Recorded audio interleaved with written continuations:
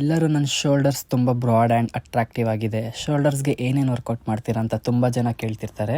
ಅದಕ್ಕೆ ಅವ್ರಿಗೆಲ್ಲ ನಾನು ಹೇಳೋದೊಂದೇ, ಬರೀ ವರ್ಕೌಟ್ ಮಾಡೋದ್ರಿಂದ ಶೋಲ್ಡರ್ಸ್ ಬ್ರಾಡ್ ಆಗಲ್ಲ. ಅದೇ ಥರ ಹೈ ಪ್ರೋಟೀನ್ ಡಯಟ್ ಕೂಡ ಮಾಡಲೇಬೇಕಾಗುತ್ತೆ. ಇವಾಗ ನಾನು ಮಾಡೋ ವರ್ಕೌಟ್ನ ಬರೀ ಬಲ್ಕಲ್ಲಿದ್ದಾಗ ಮಾತ್ರ ಮಾಡ್ತೀನಿ. ಸೊ ನಾನು ಶೋಲ್ಡರ್ಸ್ಗೆ 6-7 ವೇರಿಯೇಷನ್ ಮಾಡ್ತೀನಿ. ಈಚ್ ವೇರಿಯೇಷನ್ಸ್ನು ಕೂಡ 5 ಸೆಟ್ಸ್ ಮಾಡ್ತೀನಿ. ಫಸ್ಟ್ಗೆ ಶೋಲ್ಡರ್ ಪ್ರೆಸ್ ಮಾಡ್ತೀನಿ 5 ಸೆಟ್ಸ್, 12 to 15 reps. ಸೆಕೆಂಡ್ ಬಂದು ಲ್ಯಾಟ್ರಲ್ ರೈಸಸ್, ಅದು ಕೂಡ 5 sets and 12 to 15 reps. Third variation ಬಂದು ಫ್ರಂಟ್ ರೈಸಸ್, ಅದು ಕೂಡ ಸೇಮ್. ನಾಲ್ಕನೇದು ಬಂದು ಡಂಬಲ್ ರೇಲ್ ಡೆಡ್ಸ್.